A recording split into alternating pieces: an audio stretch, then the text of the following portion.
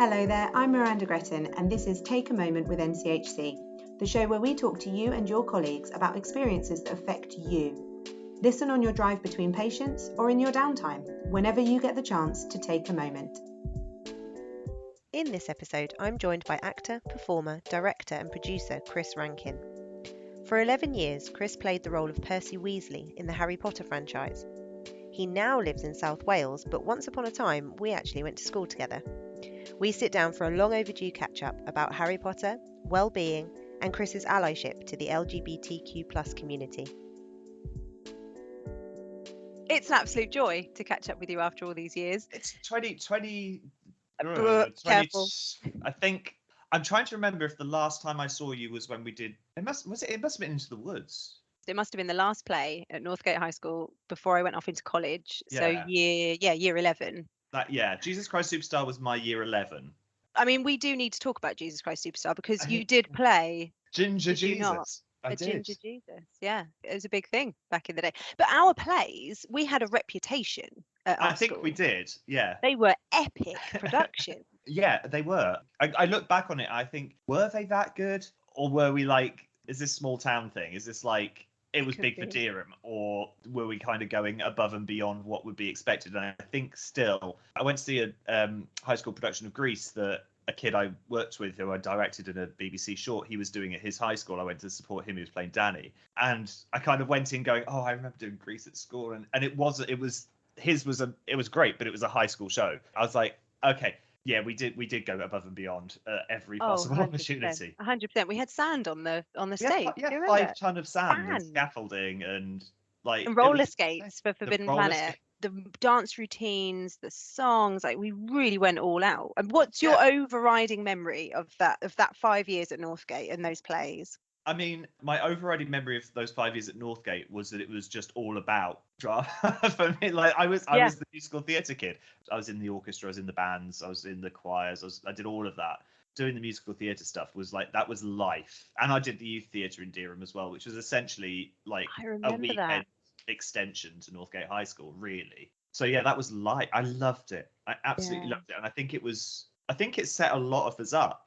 That was your path. You knew back then. You would never have taken a role like Jesus in Jesus Christ Superstar in a school play or been in every single one for the whole 5 years. You did every single I one. did all of them from Bugsy Malone onwards, yeah. Yeah, it really set us up because I went off to do drama at uni because of Yeah. it. I mean, slightly different. You went off to I went off to Hogwarts, not to not Hogwarts, school. slightly different.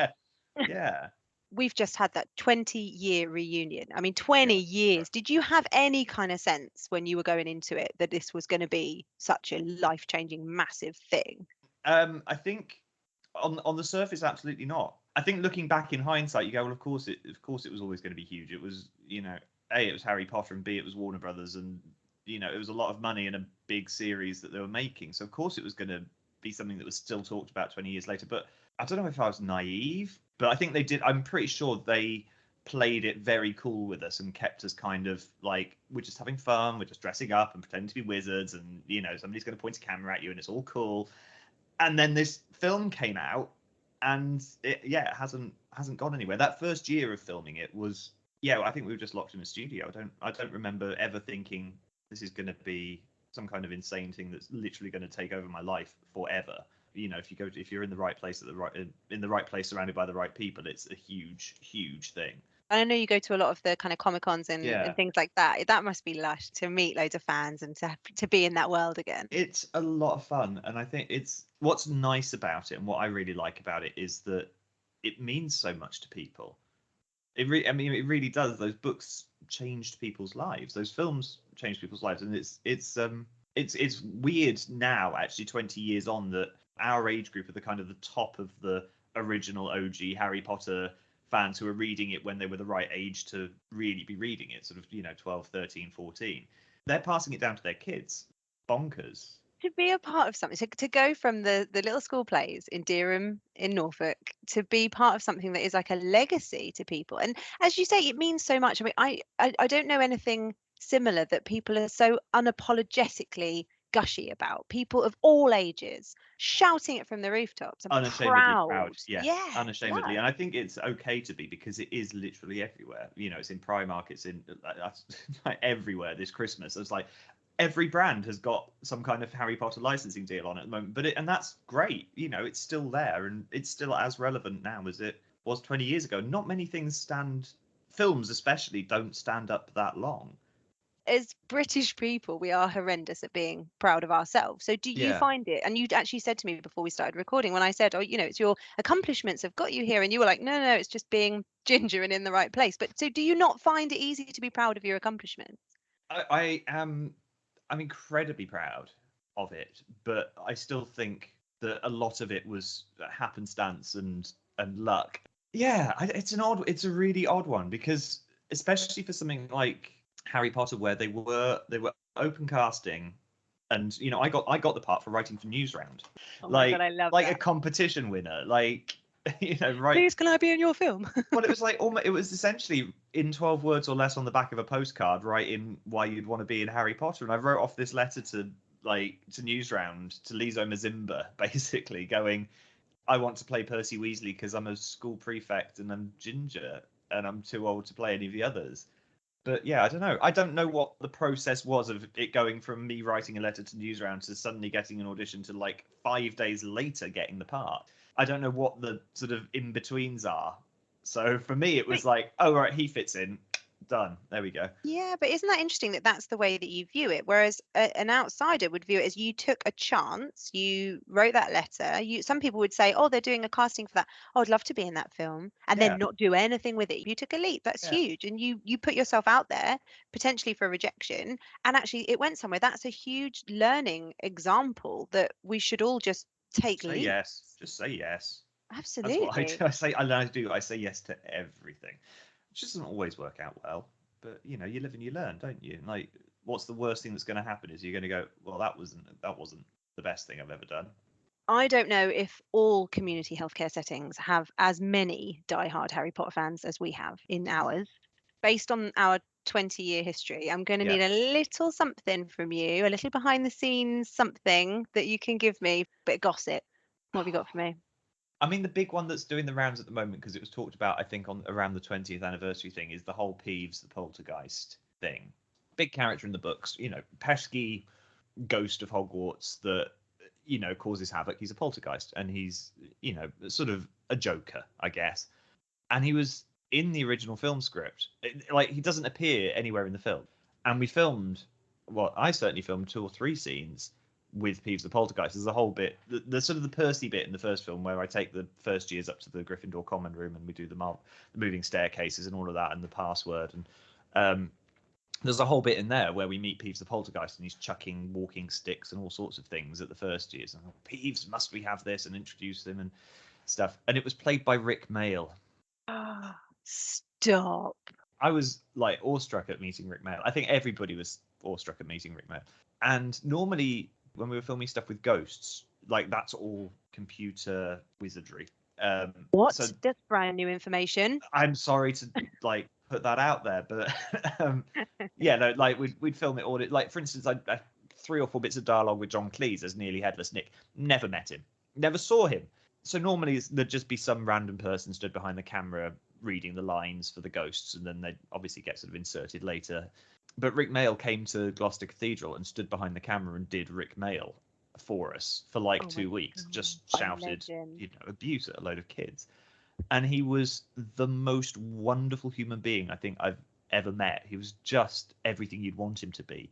And then they cut Peeves the poltergeist from the films. And we were like, literally everybody is devastated by this. Still, 20 years on, it is the thing that you talk to an audience and you go, yeah, the Peeves the poltergeist was in it, and it was played by Rick Mail, and they go, why have they cut this? And even why Chris did they Columbus, cut it though? Time, I think. He's just one character too many, and he doesn't move the plot forwards. But he's Rick Mail, so that shouldn't matter. And especially now he's not with us. It's like we need to bring him back. But there was a lot of interviews I noticed recently with Chris Columbus, who directed the first 2 films, where he's saying the one thing I really wish we could do was put those scenes back in. I wish we could release a cut that had that in. So maybe one day it'll happen. But that is my favorite kind of bit, because it's the bit that nobody's ever seen. Yeah. So. Oh, what a privilege to have had that experience with him. He signed. I've got somewhere, and I think it's at my mum's. I've got a Harry Potter book that everybody signed, and that was one of that was one of the things we did on the first film, especially, was every time you got to meet someone, you'd get them to sign it. So it's signed by Maggie Smith and Alan Rickman and Richard Harris and everybody. But Rick Mayall signed it, and it says, "Dear Chris, quite the finest actor I've ever slept with. Love, Rick." Oh And my then he's God, what crossed a out "slept" legend. and written "worked" above it. It's just, yeah, he was a joy. So that's that. Yeah, I guess that's my kind of little tidbit from behind the scenes. I'll take that. Thank you very much. Yeah, I'll take that for our fans. That's lovely. Thanks. The weird thing is of course, is what I realised is, having not seen you for 20 years, like at the time I wasn't allowed to talk to anybody about anything. I mean, I think NDAs are a sort of a thing that everyone's a bit more used to these days, but back then it was like we were sworn to secrecy virtually on pain of death. Like, you cannot tell anybody. Like, I couldn't even tell anybody I was in it. As far as everyone else was concerned, realistically, I just disappeared. That's mad, isn't it? No, I definitely do remember you coming back and everyone just being like, "That's so cool," because it was really cool. You know, you're from a small town and you sent off that Yeah. thing, and that's changed your life forever.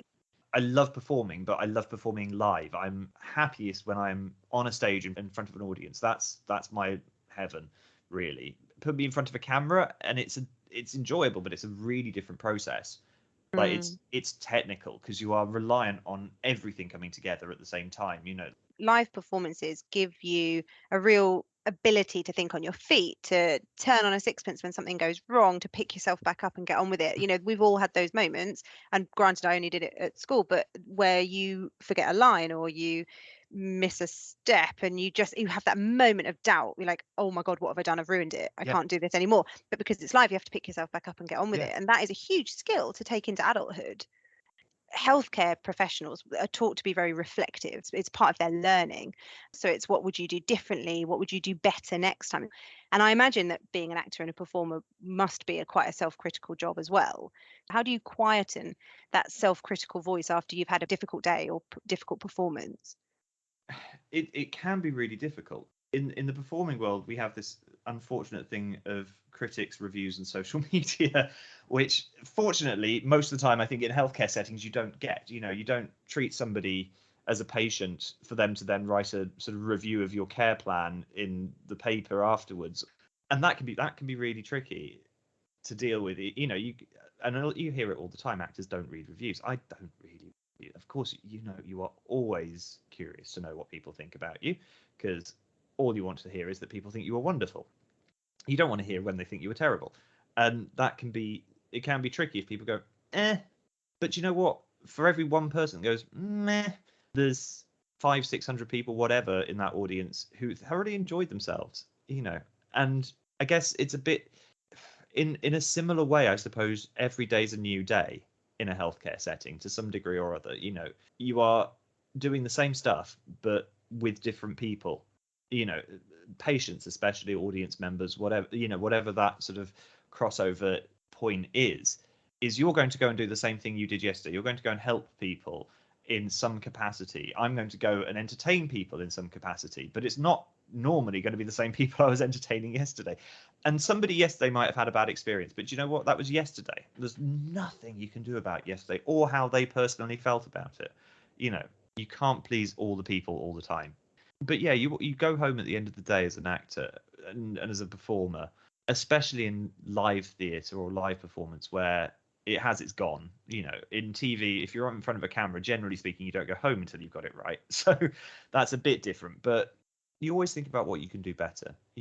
As long as you're confident that you were doing the best you could at the time, I think that is the reassurance I need. Self-compassion, that's Yeah. exactly what that is that you say to yourself, it didn't go quite to plan, I could potentially have done it better, but I did my best in that moment because of all of the extenuating circumstances. And Yeah. that's okay. And then you get up and you do it again the next day and you try your best. And I Yeah. think, there is a crossover. I mean, some people might think it's a tenuous link between healthcare and performing, but I actually think there's a huge amount of crossover, because you are naturally going to be self-critical, but you have just described there what we're trying to help our clinicians to develop, which is these techniques of self-compassion, which is just saying, like, it didn't go to plan, but I did my Yeah. best, and I'm going to pick myself up and try again. Yeah. I'm really keen to talk to you about LGBTQ plus because at NCH&C we take a huge pride in fostering a welcoming, safe environment to work in that's free from discrimination, and a huge part of that is our staff pledging to be allies for our Yeah. staff networks. And I know that you are a fiercely vocal ally of the Certainly am. LGBTQ plus community. So what does being an ally mean to you? That's it. It's a really interesting question because for me it's second nature. I mean, I am an ally and I consider myself an ally, but at the same time, I don't consider myself an ally. I just consider myself a human being who sees that that's what you should do. You know, I'm an ally for the LGBTQ plus community as much as I am an ally for just human beings. Like, we should just be nice to each other and accept that we're all a bit different. It's about nurturing a safe environment. The important thing that I find, and I think where I feel I can help the most, is that supportive space of saying, like, I get it, I understand, and I'm here if you need somebody to talk to or you need a safe space to be. If you need it, it's here. Yeah, you know, it's not necessarily all about standing at the front of the parade with a big placard. It's about you're a safe space, I guess. Yeah. Yeah. Does that stem from anything? I mean, have you experienced discrimination in your own life?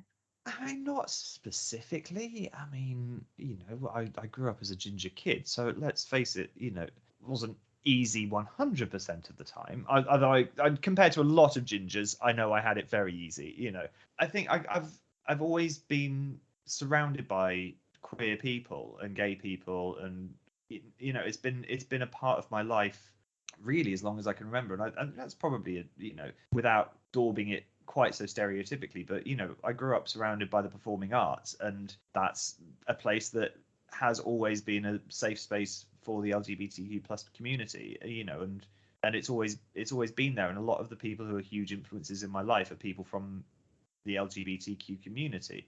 So it's always been a safe space for me, and in return, I feel like I want my world to be a safe space for that community too. Like, it goes both ways. So You created with your partner Ness the House of Chris Ness, and is that yes. something that you wanted to kind of, that safe space that you describe, is that something you wanted to kind of physicalize?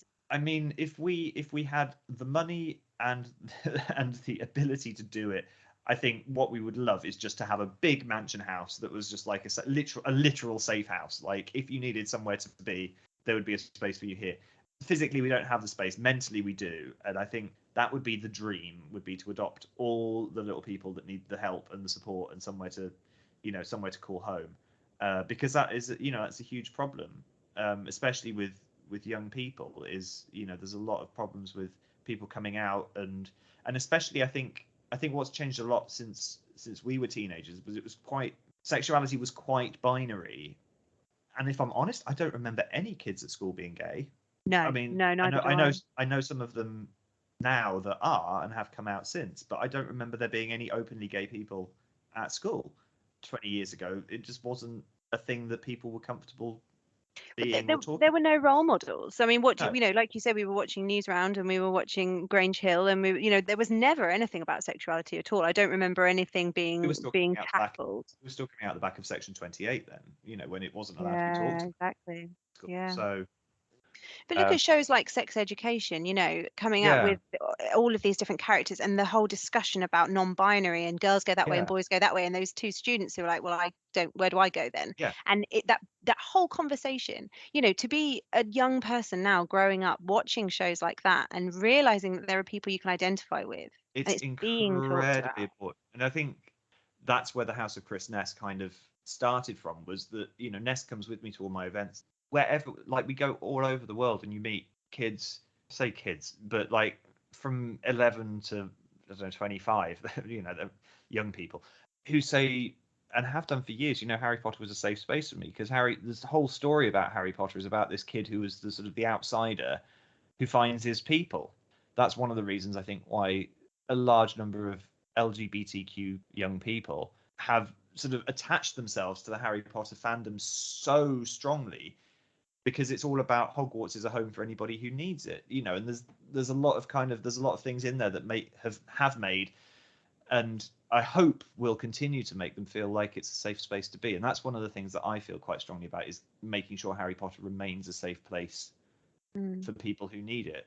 So the fact that there isn't, let's say there isn't an openly gay character who's sort of says, out loud, I'm gay.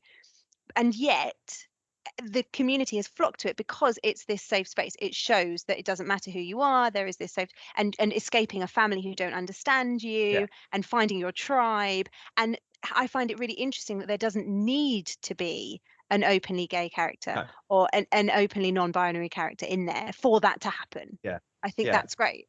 The Potter fandom has an incredibly creative spark. So they write their own stuff. You know, there's also the fan fiction world and the cosplay world and all these creative worlds where they mold the characters into the role models they're looking for in that. So there's this whole call it Moonstar. It's slash fiction theory, which is queering characters within a story about Remus Lupin, the werewolf Moon, and Sirius Black, about them being a queer couple of some description, whether they're bi or gay or whatever.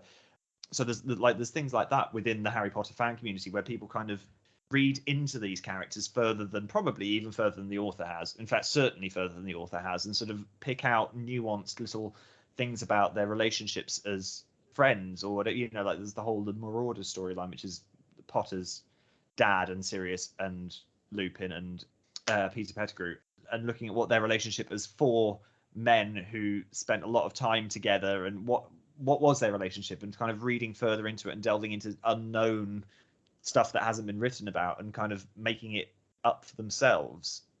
It is really interesting. How far do you think we have come in terms of allyship? We can always do more.